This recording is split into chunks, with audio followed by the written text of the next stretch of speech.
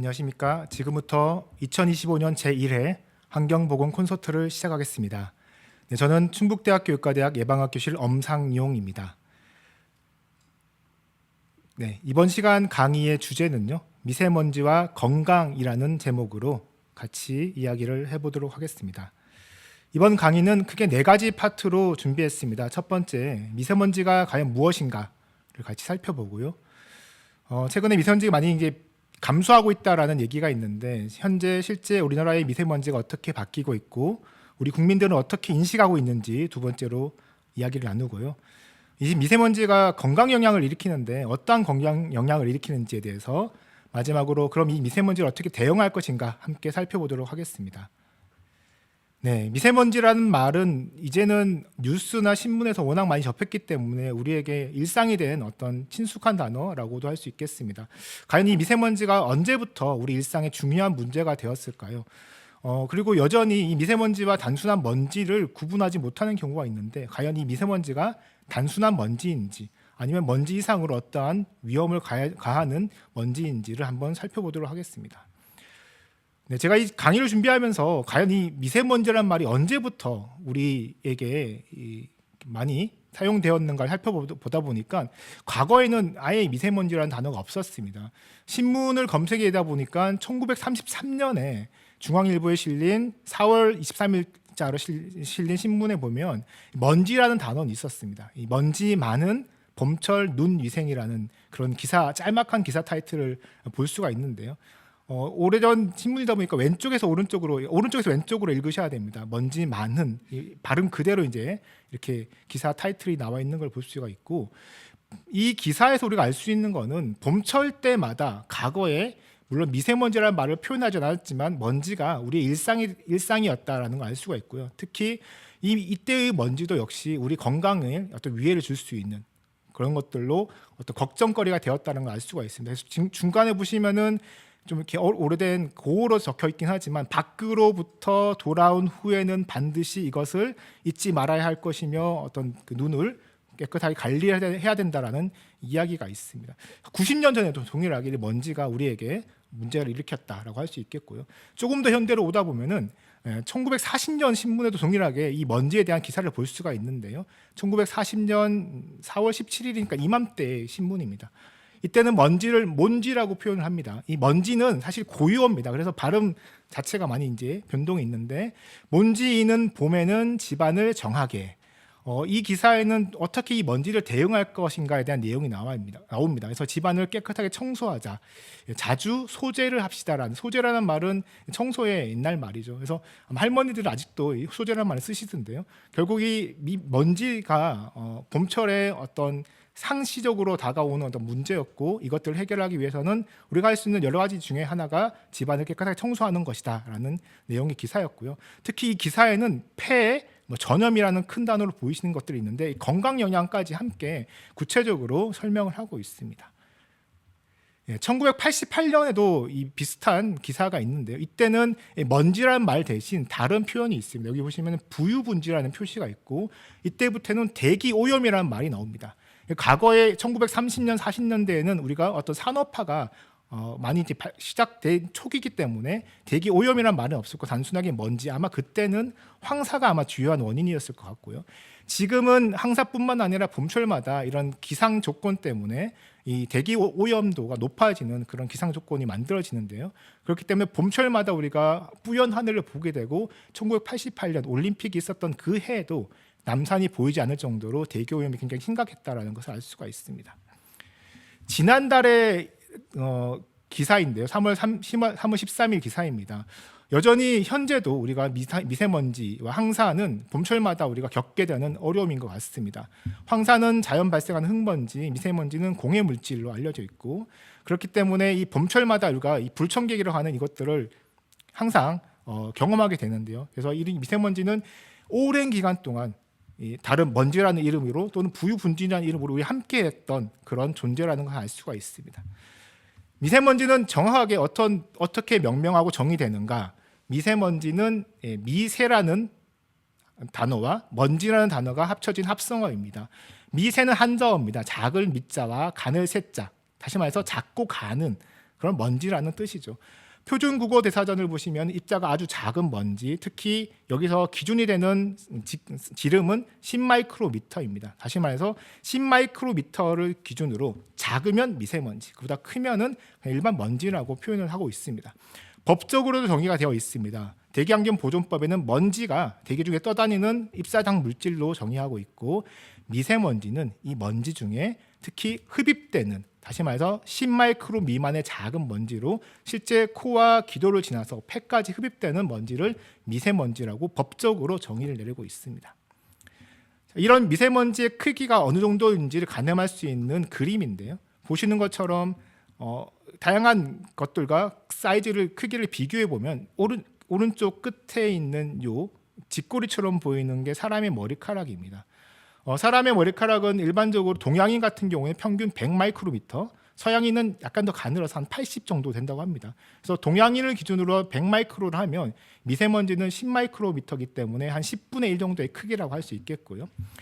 이것은 해변의 모래알, 그리고 소금 한 알, 백혈구, 꽃가루, 그다음에 꽃가루보다 더 작은 사이즈라고 할 수가 있겠습니다. 이 미세먼지를 10마이크로미터로 기준으로는 일반적으로 미세먼지라고 표현을 하고, 2.5 마이크로미터보다 작은 것은 초미세먼지라고 하는데, 이 초미세먼지는 박테리아와 비슷한 크기, 그다음에 기침을 할 때 나오는 작은 그 침방울, 이 호흡기 비말과 유사한 사이즈라고 할 수 있겠습니다.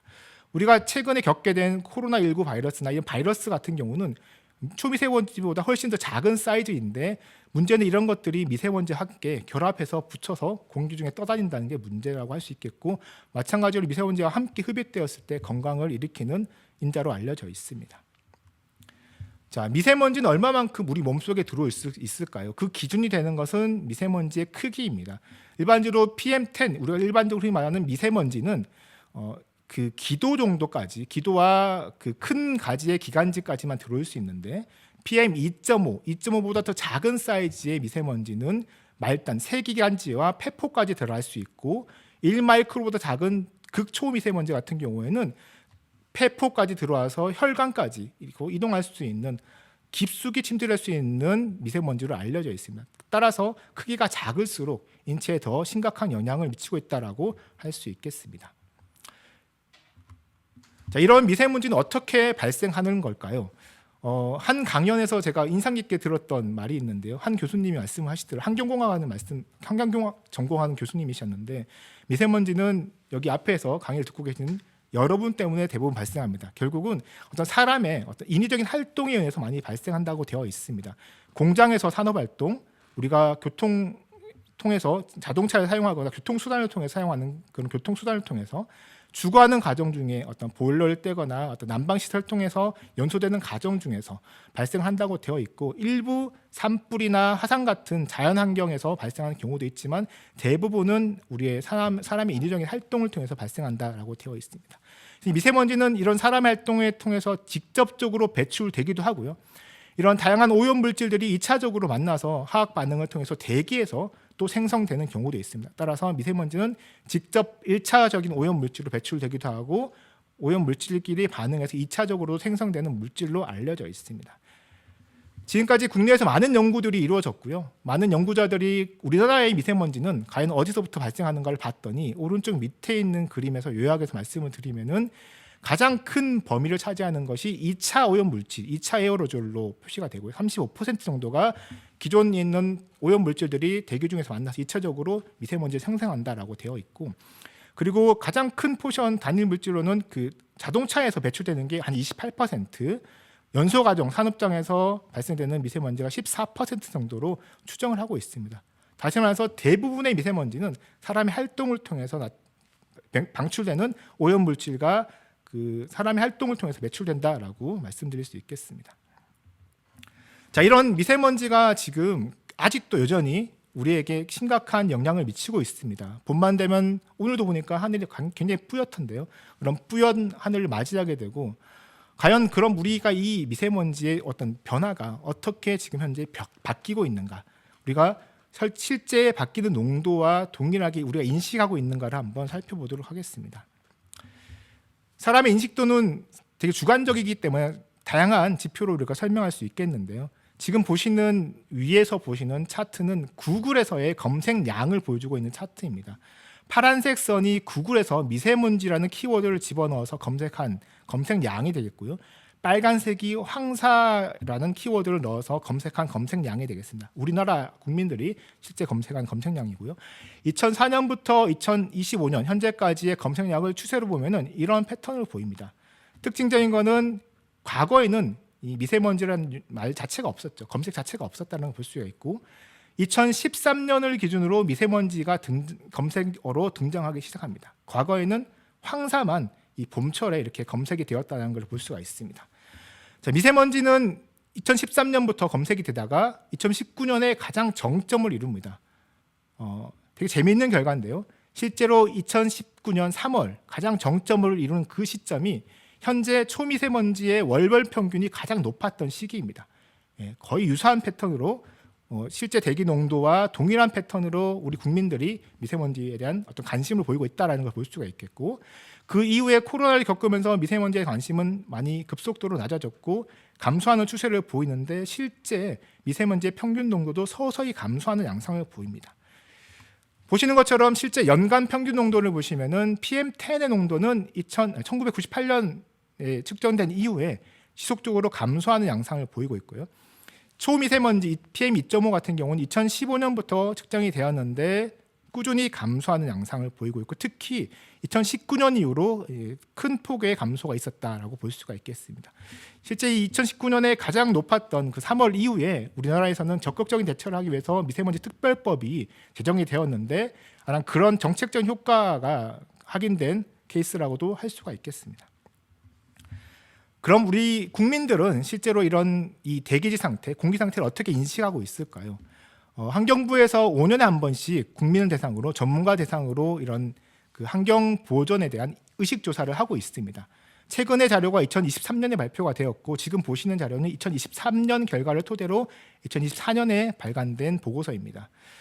일반 국민들 같은 경우에는 2018년보다 2023년에 공기질이 나빠졌다라고 응답한 그 분율이 52%로 가장 많았고요. 반대로 전문가 같은 경우에는 좋아졌다라고 평가한 분율이 43%로 많았습니다. 이 그래프는 국민들과 전문가의 어떤 인식도가 좀 차이가 난다라는 걸 볼 수가 있습니다. 많은 어떤 설명을 할 수가 있을 것 같은데 아마도 전문가들은 아마 어떤 수치에 기반한 응답을 했을 거로 생각이 되고요. 아마 국민들은 실제로 본인이 주관적으로 감각적으로 느끼는 어떤 판단에 의해서 그 답을 했을 거로 생각이 됩니다. 실제로 눈에 띄게 감소하는 패턴을 보이고 있지만 실제 우리 국민들이 체감하기에는 미세먼지가 적극 느낄 정도로, 감각할 정도로 좋아지진 않았다라는 걸 볼 수가 있겠고, 좋아짐의 비율도 보시면은 서서히 증가하는 양상을 국내에서도 보이긴 하지만 상대적으로 전문가와 큰 차이가 있다는 걸 알 수가 있습니다. 이 부분은 환경부나 우리 그 환경보호센터에서 적극적으로 이런 공기질의 변화를 홍보할 필요가 있다는 것을 보여주는 결과라고도 할 수 있겠습니다. 다른 기관에서도 이런 인식 조사를 많이 했는데요. 실제 닐슨 코리아의 보고를 보면은 우리 국민의 52%는 이런 미세먼지로 인해서 일상생활과 업무들이 어떤 취소나 연기된 경험이 있다라고 보고를 하고 있고요. 실제 80%, 5명 중에 4명은 미세먼지로 인해서 생활에 심각한 영향을 받고 있다. 그리고 건강의 악화 또는 건강이 걱정된다고 응답한 비율은 8.7%에서 17.2%, 약 10% 정도의 10명 중에 1명은 미세먼지가 건강에 영향을 미치고 있다라고 걱정을 하고 있습니다. 그럼 실제 이 미세먼지가 우리 건강에 어떠한 영향을 미칠까요? 정말 이 미세먼지가 실제 건강에 위협을 주고 건강에 영향을 미치는 게 맞을까요? 자, 대기오염과 건강에 대해서 설명할 때 가장 많이 보여주고 있는 이 그래프가 이 피라미드 그래프입니다. 이 그래프의 정점에는 사망이라는 가장 심각한 건강 영향이 있고요. 가장 밑단의 가장 넓은 범위를 차지하는 것은 바로 가장 적은 영향이긴 하지만 가장 많은 인구가 영향을 받고 있는 건강 영향이라고 할 수 있겠습니다. 미세먼지를 비롯한 대기오염의 가장 심각한 영향이 결국 사망이라고 할 수 있겠고요. 사망하는 숫자보다는 좀 적지만 사망보다는 더 많은 숫자가 사망하지는 않지만 응급실을 방문하고 또는 병원에 입원하고 또는 심근경색을 급성 질환으로 앓게 된다는 범위가 두 번째 항목이고요. 실제로 응급실 정도에 심각하지는 않지만은 의사를 방문하거나 어떤 지장을 받아서 학교에 못 가거나 회사를 결근하는 포션이 세 번째 단계로 많은 범위를 차지한다라고 할 수 있겠고, 그거보다 약간 더 약한 건강 영향이긴 하지만 많은 숫자의 일반 인구 집단에서의 사람들이 호흡기 증상을 경험하고 약물을 사용하거나 천식 있는 환자들은 발작을 일으키는 범위가 이 네 번째 단계의 영향이라고 할 수 있겠습니다. 마지막 단계는 가장 많이 사람들이 영향을 받는 건강 영향인데요. 실제로는 사람들이 어떤 감각적으로 느끼지 못합니다. 하지만 증상을 느끼지는 못하면 실제로 폐근이 감소하고 몸속에 어떤 감각적으로 느끼지 못하지만 염증 반응이 실제로 난다는 거죠.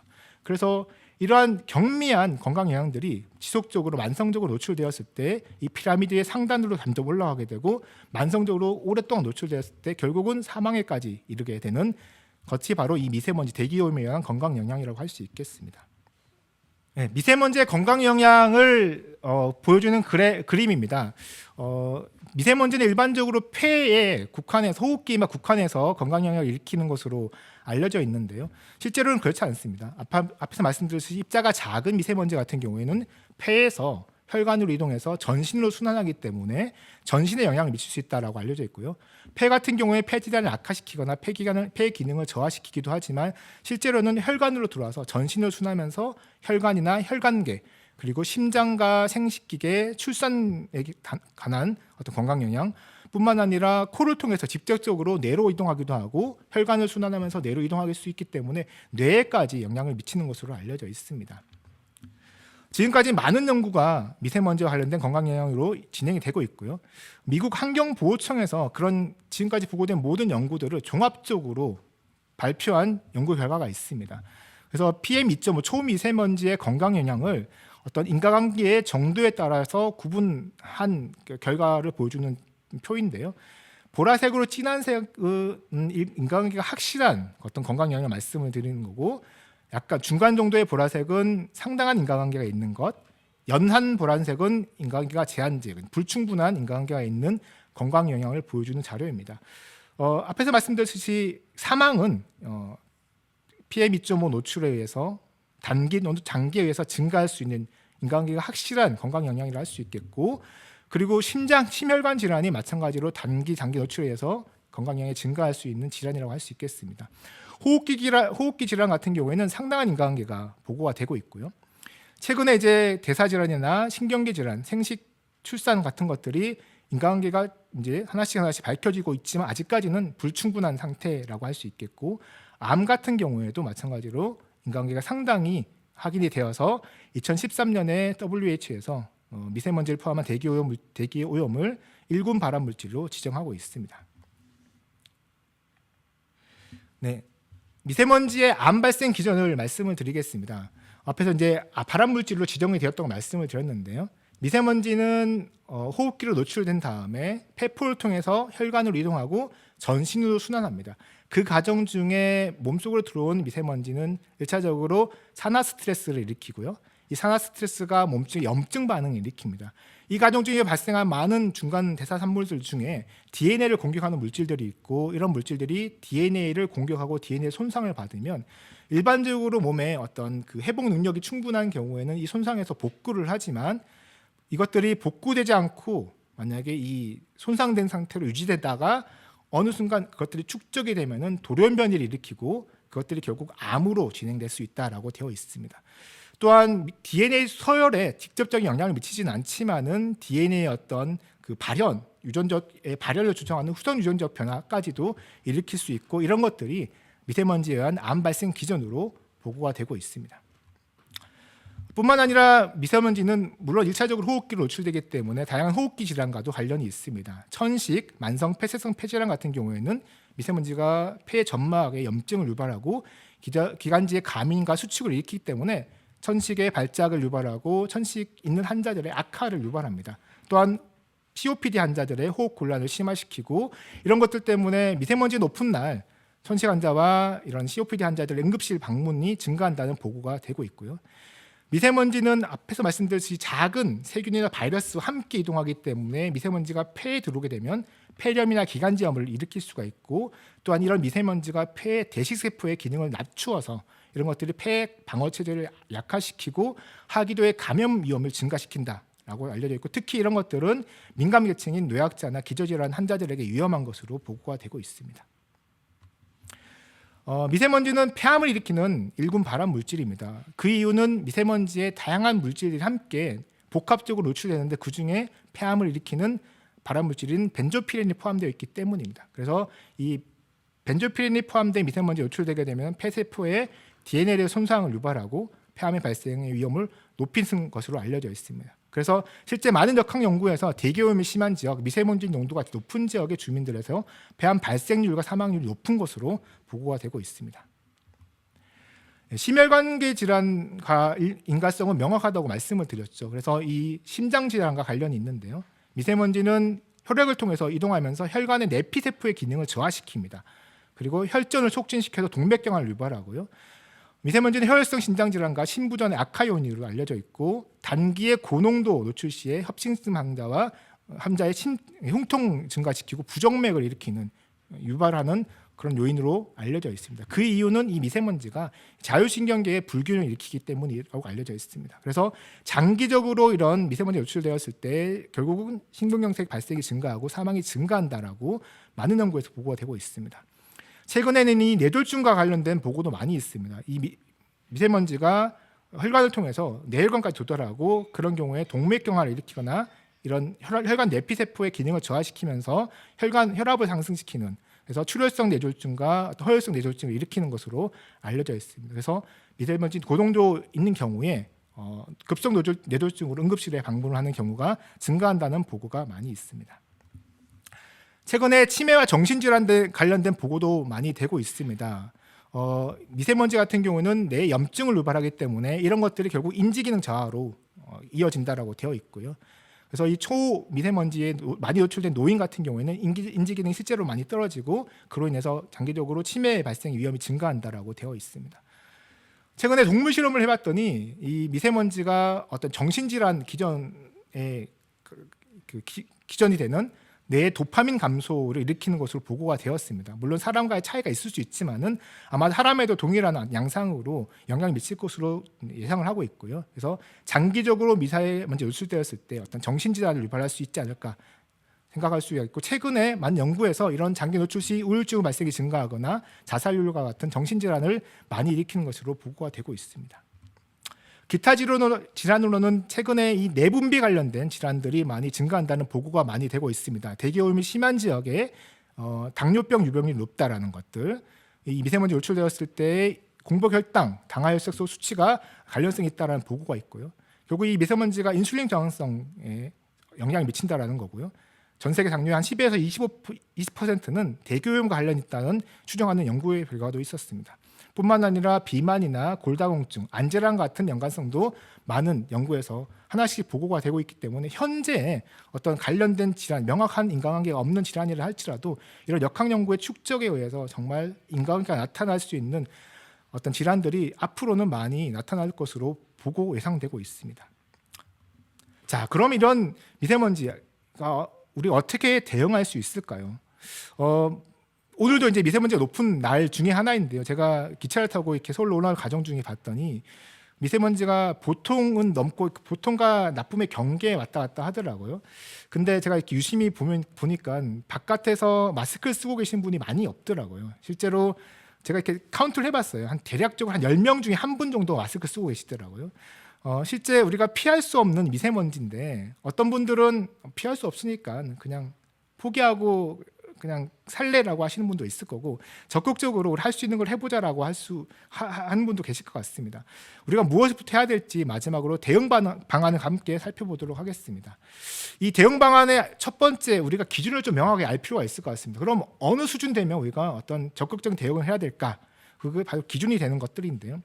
우리나라와 WHO 기준이 있습니다. 먼저 우리나라의 기준을 좀 말씀을 드리면, 우리나라는 최근 들어 이런 저농도 미세먼지에 의해서 건강 영향이 많이 보고가 되면서 2018년에 기준을 많이 강화를 했습니다. PM2.5 같은 경우에 일평균 50에서 2018년에 35로 기준을 강화했고요.